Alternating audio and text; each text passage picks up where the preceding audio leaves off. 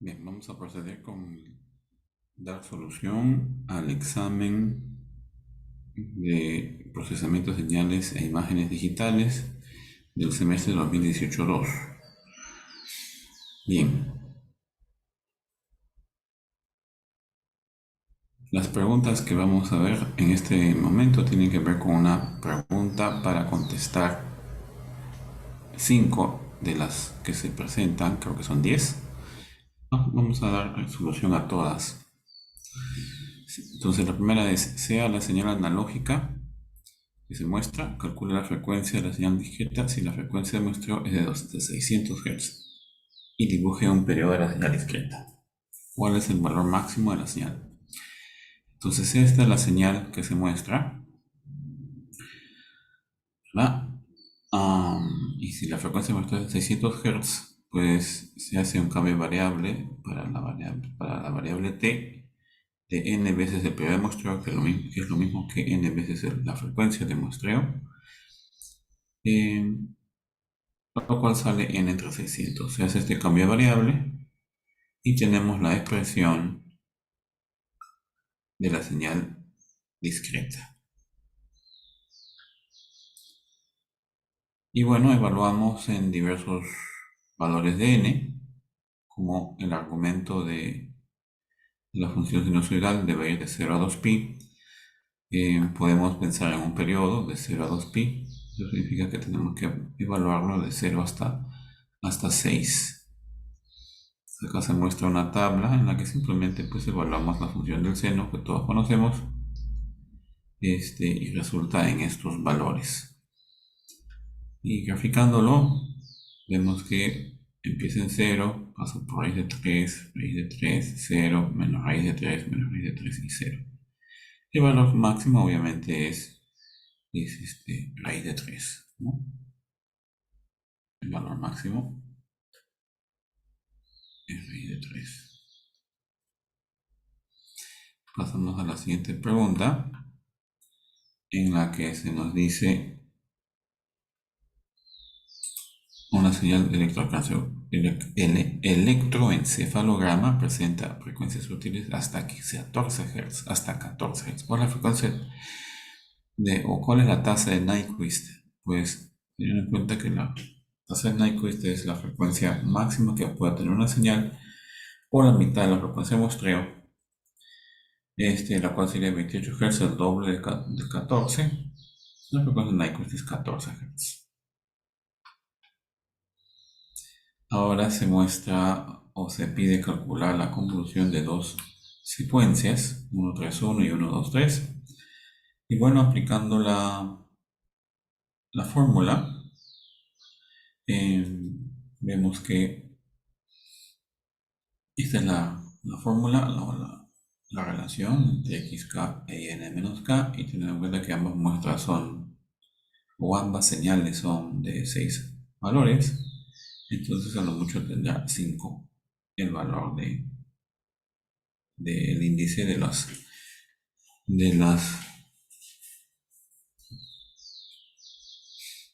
del resultado. Entonces, evaluamos para cada n, desde 0 hasta 5, teniendo en cuenta la fórmula. Es cuestión nomás de ir evaluando, teniendo en cuenta que en algunos valores pues la señal no existe, porque solamente es válido para estos índices de 0 hasta 2. Um, pero la salida sí puede tener hasta 5 posibilidades, de 0 hasta 4. Entonces, simplemente se procede, como se muestra, los cálculos. Tenemos entonces para n igual a 0 un valor, para n igual a 1, para n igual a 2, para n igual a 3 y para n igual a 4. Y acá se muestran los valores. Ahora, todo este cálculo se puede simplificar haciendo una forma particular de hacer la convolución. Si ponemos de esta forma una señal en esta tabla, la otra señal vertical, y hacemos la suma en diagonal, conseguimos el mismo resultado, ¿no? Estos desplazamientos se dan, quedamos de una señal con respecto a otra, se puede simplificar o se puede demostrar de esta forma, de tal manera que tenemos 1, luego 3 más 2, 1 más 6 más 3, que da 10, 10 más 2, 11, y finalmente 3. Otra forma interesante de hacerlo es una especie de multiplicación, pero teniendo en cuenta que primero multiplicamos 1, 3, 1 por 1, luego 1, 3, 1 por 2, y finalmente 1, 3, 1 por 3, y luego sumamos, y también obtenemos el mismo resultado. Es interesante estos métodos.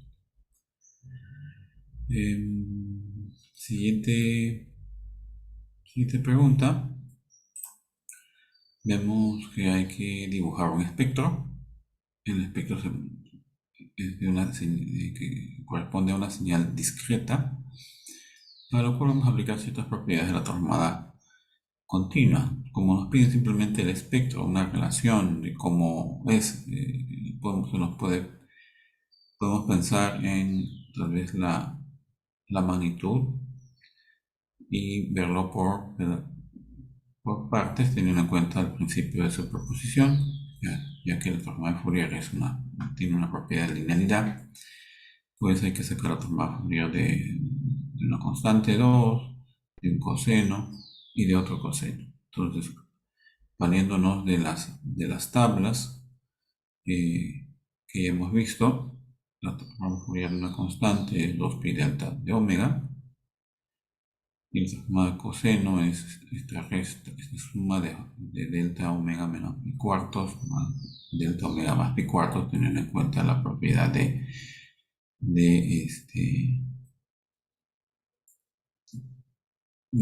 modulación, ¿no? O de desplazamiento en la frecuencia, y tener en cuenta también lo mismo que para el caso de omega pi medios.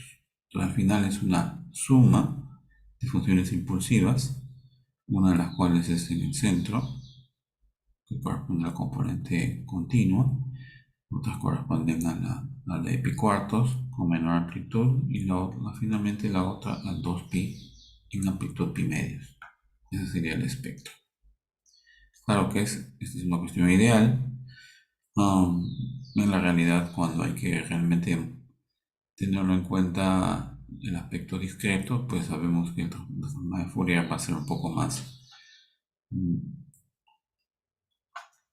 no ideal, no van a ser impulsos, podemos dibujarlo rápidamente con sus respectivos lóbulos.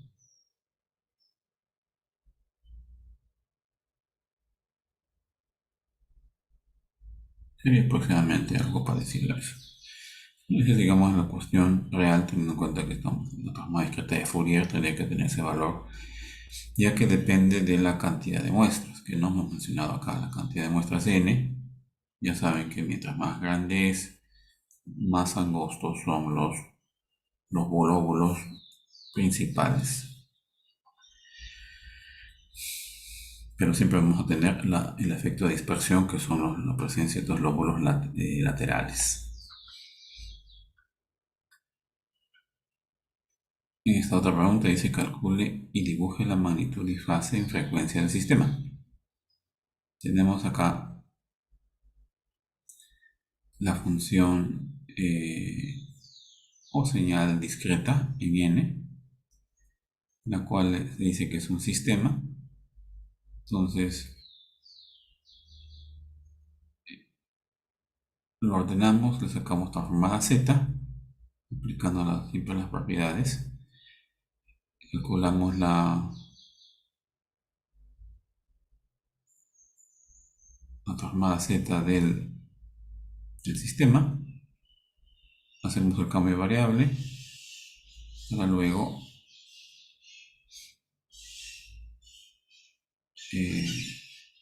generar una expresión en función de omega. Podemos sacar la expresión en magnitud, teniendo en cuenta que es la raíz cuadrada de la parte la parte real elevado al cuadrado más la parte marginal elevado al cuadrado, y digamos esta expresión, al igual que la fase. Entonces evaluamos para tres frecuencias para tener una idea de lo que está pasando. Para 0 resulta que 0, para pi medios es raíz 2 entre 2, fase pi cuartos, y para pi es 1. Para la frecuencia 0, el ángulo resulta 0, pues un valor indeterminado, ¿no? Entonces a lo mucho se podría considerar que es infinito. Entonces evaluamos la magnitud y vemos que se trata de un filtro pasar alto, ¿no? Con su respectiva representación en fase. La pregunta F pues tiene que ver con aspectos teóricos de por qué aplicamos el enventanamiento antes de aplicar la toma de Fourier. Pues como sabemos, esto se da porque queremos minimizar el efecto de la dispersión en lo que concierne a los lóbulos laterales. Al aplicar la toma de Fourier a la señal previamente enventanada o multiplicada, una función como puede ser la de Hamming, conseguimos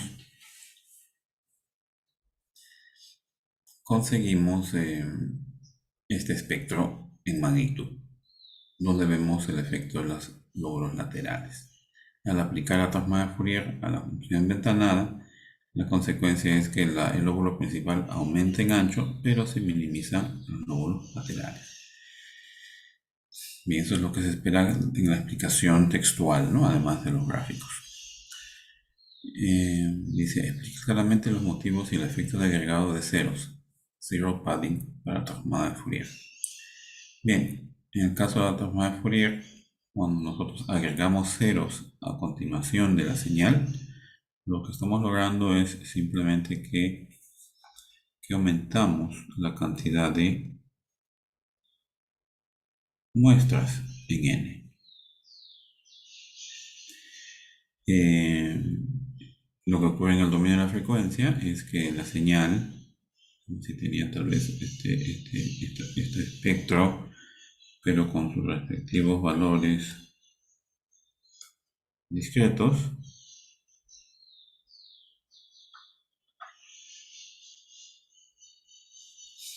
al no estamos introduciendo mayor información, lo único que estamos logrando es que la resolución aumente. Recuerden que la resolución es igual a la frecuencia de muestreo entre n. Al agregar ceros, pues estamos mejorando la resolución, y lo que significa es que el espaciamiento entre las componentes frecuenciales está disminuyendo. Por lo tanto, vamos a tener más valores muestreados de este espectro.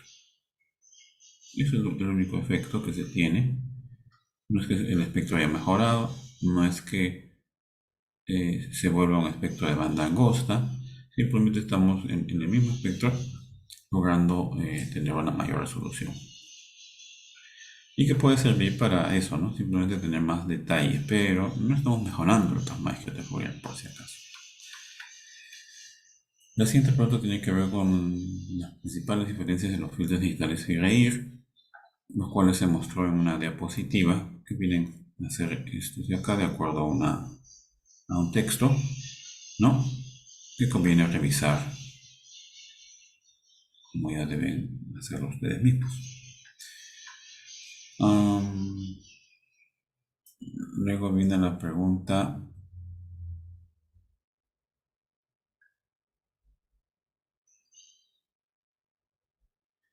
que dice, considere una señal de 0.5 segundos de duración que corresponde a una señal que varía uniformemente entre 200 a 400 Hz, mostrado a 5000 Hz. Se desea hallar su periodrama con una resolución de frecuencia de 10 Hz. Y con la técnica de Welch, determina los valores de todos los parámetros a utilizar para obtener un buen resultado. Bueno, básicamente se le está dando toda la información para hacer el espectro. Lo que hay que hacer es explicar por qué necesitamos todos estos valores. Como saben, este es un periodograma de Wells, busca sacar una estimación espectral del dominio de la frecuencia de la señal, la cual se va segmentando cada cierta cantidad de valores. La cantidad de valores lo determina o determina la resolución del análisis. Como me están pidiendo que sea 10 Hz, entonces la frecuencia de muestreo se divide entre esa cantidad de valores, como 5000, y le sale 500. El valor de 500 vendría a ser un análisis cada 0.1 segundos, teniendo en cuenta la relación con el periodo de muestreo. Y como normalmente queremos hacerlo de manera solapada, ya que tomamos imágenes, ya que tomamos segmentos y aplicamos una ventana, ¿verdad? La ventana, que puede ser de Hamming o de,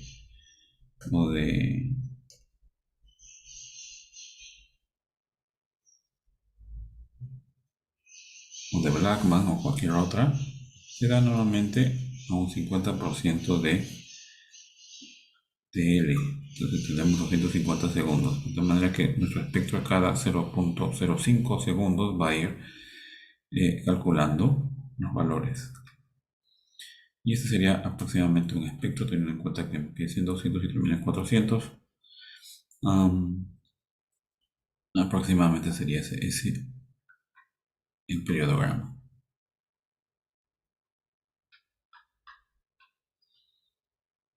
Luego dice, describe el criterio de Nyquist. Siendo el criterio de Nyquist lo mismo que el teorema del muestreo.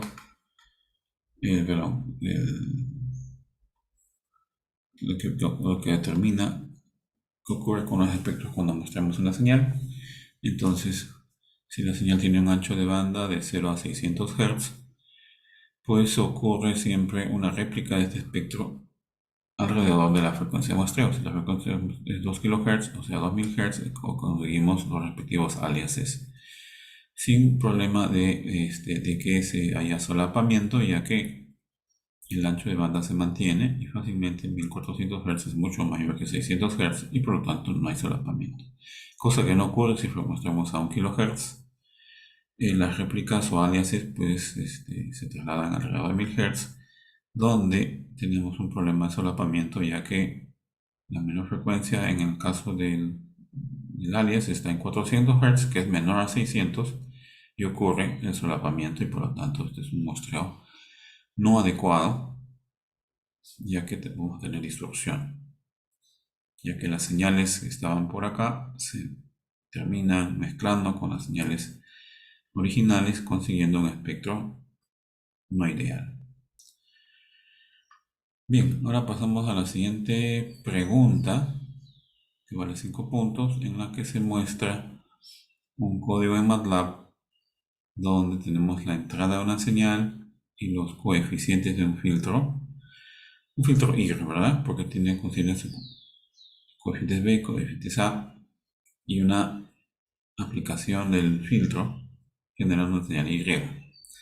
Entonces lo que se me pide es calcular los valores de Y, mostrando en un mismo gráfico las señales X e Y para comparar y evaluar qué cosa hace este filtro.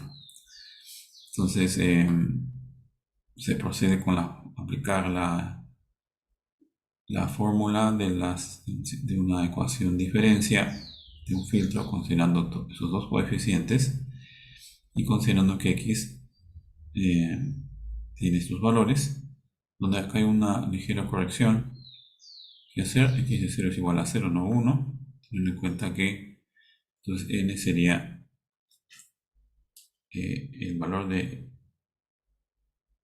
índice 0 es el valor de 0. Este aspecto es importante para poder ubicar nuestros índices.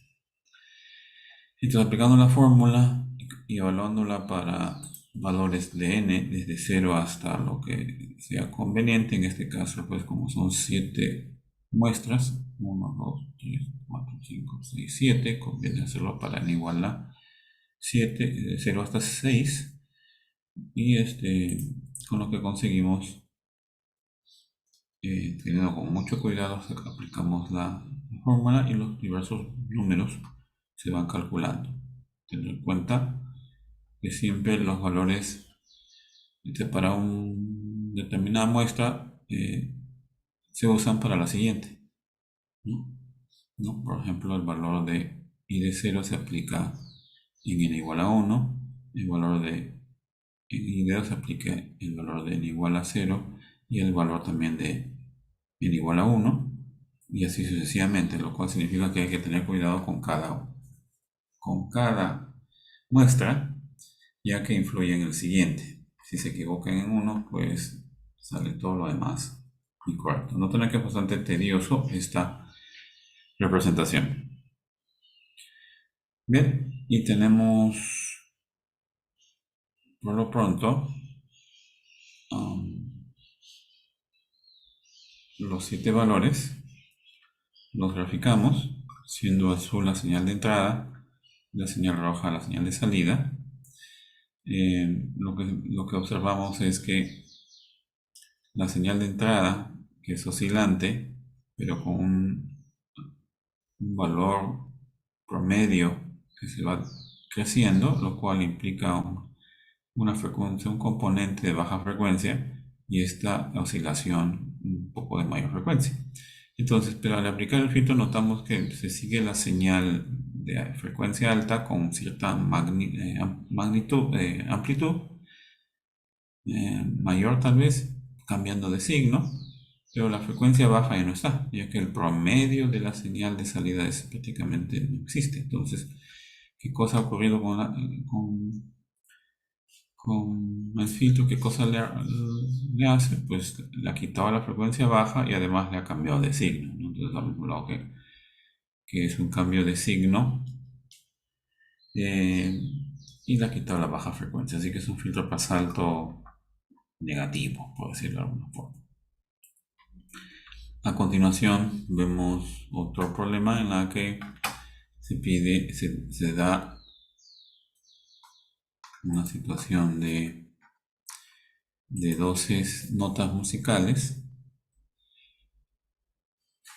que corresponde a una de las octavas de la escala musical y que se muestra a 16 kHz. Acá están las 12 frecuencias y se pide diseñar un filtro que permita detectar solamente las notas musicales Mi y Fa o E y F, dependiendo de la notación. Sabiendo que se aplicará a sonidos que contienen las 12 notas repetidas varias veces en cualquier orden, como lo que puede ocurrir en cualquier pieza musical. Dibuje la especificación del filtro. Es mejor oír. Puede haber sonidos fuera del rango de frecuencias de esa octava también. Entonces la idea es observar las señales Mi y Fa donde están, son dos frecuencias antiguas y las demás son a los extremos, como se pueden notar acá. Y es claro que lo que se quiere hacer es pues un filtro pasabanda que deje pasar las frecuencias correspondientes a las notas E y F, Mi y Fa y las demás atenuarlas. Entonces esta es la especificación del filtro, teniendo en cuenta que hay que tener presente las frecuencias de paso, frecuencias de atenuación. Entonces las frecuencias de paso serán por 325-350 Hz, siendo las frecuencias que se desean pasar. Y lo que falta tal vez es denotar las frecuencias de atenuación.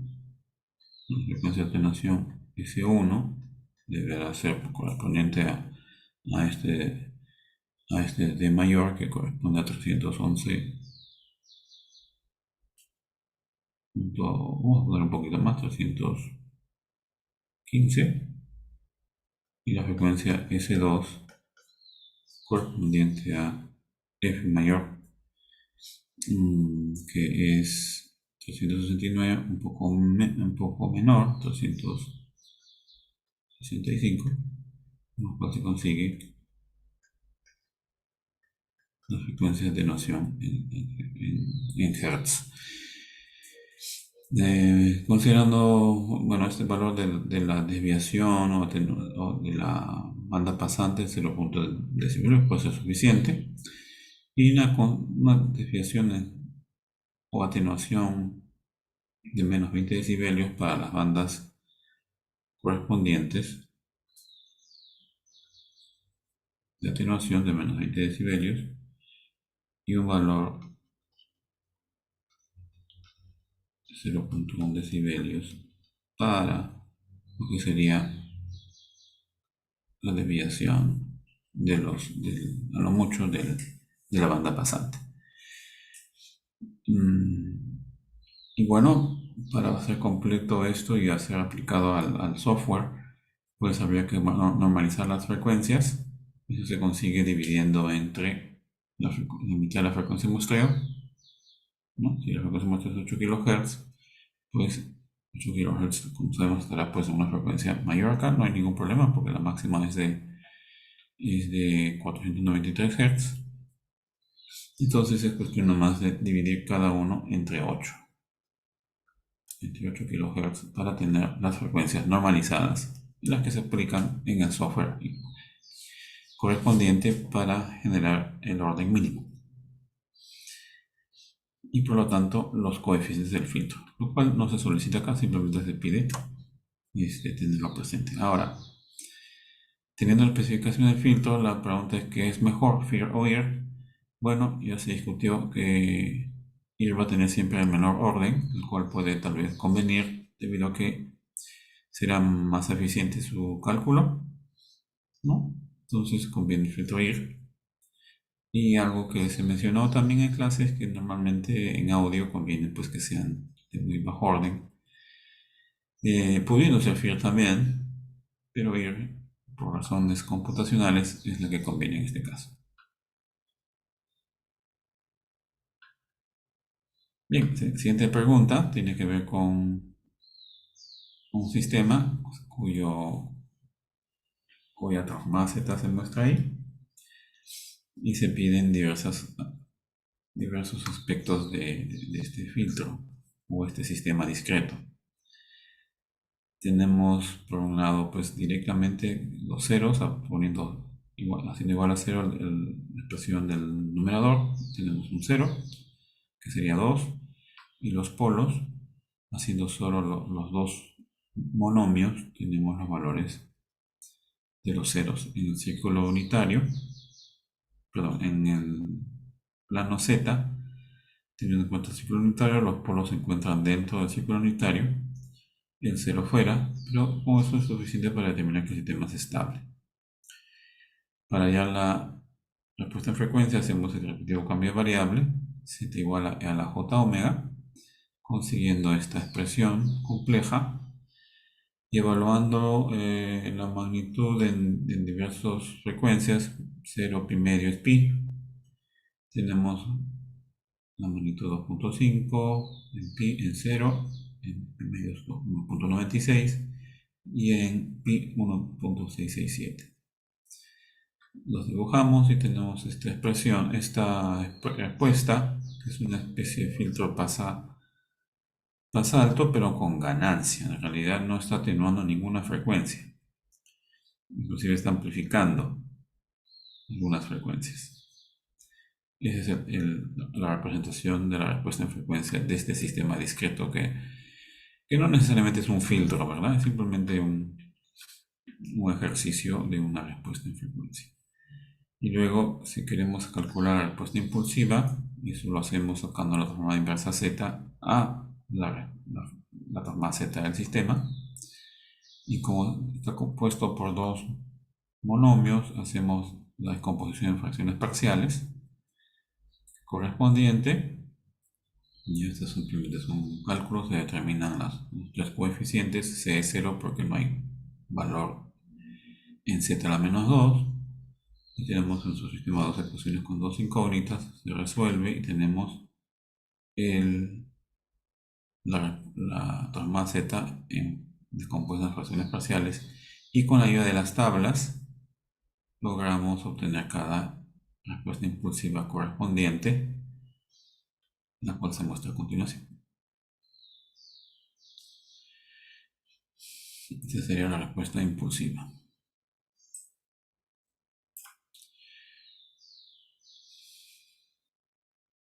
Y finalmente se pide la ecuación diferencia del sistema, para lo cual usamos la expresión en z y lo llevamos a la forma en que la relación de la salida y la entrada, teniendo en cuenta esta relación, hacemos estas maniobras algebraicas, teniendo en cuenta las propiedades de la transformada z, sacamos la transformada inversa z y tenemos la ecuación de diferencia.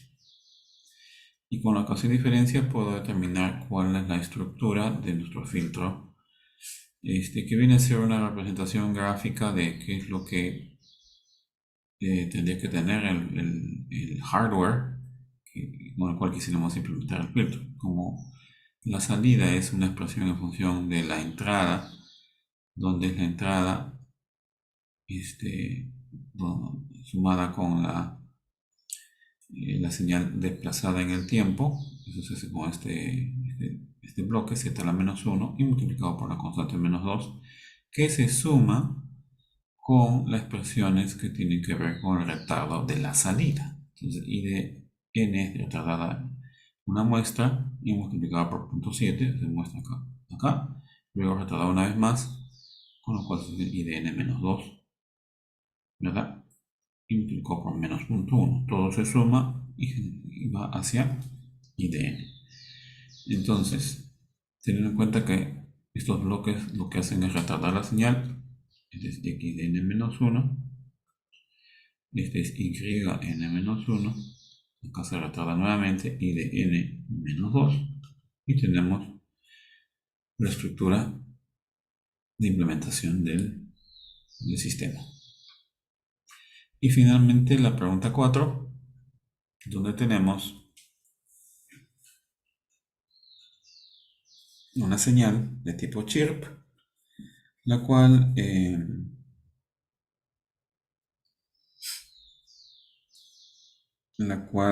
se muestra su expresión en el tiempo. Hay que discretizarla, teniendo en cuenta lo que son estas dispersas constantes, ¿no? Las cuales se pueden evaluar fácilmente consiguiendo esta expresión. Notamos que la señal tiene una frecuencia que va cambiando con el tiempo de manera lineal, ¿verdad? Con lo cual vemos pues que si la duración de la señal es de 5 segundos, la señal pues si empieza en 0 será en 100 Hz y terminará en 350 Hz. Si esta es la expresión del tiempo, para discretizarlo, dividimos n entre la frecuencia muestra y obtenemos la expresión discreta.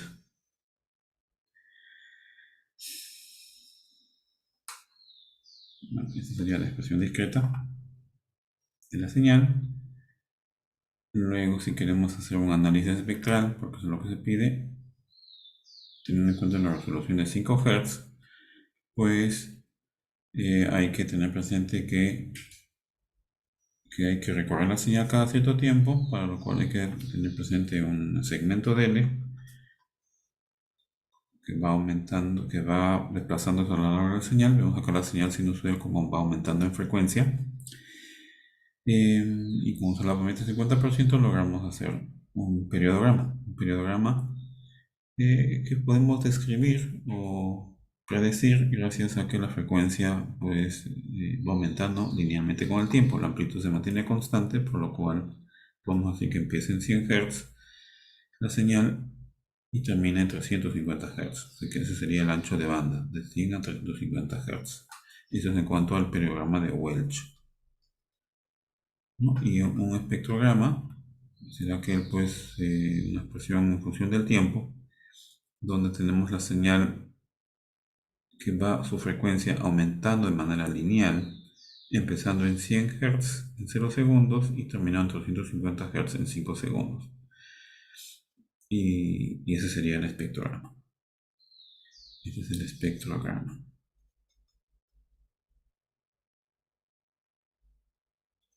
Muy bien, ese es el solucionario del examen. Cualquier inquietud me la hacen saber.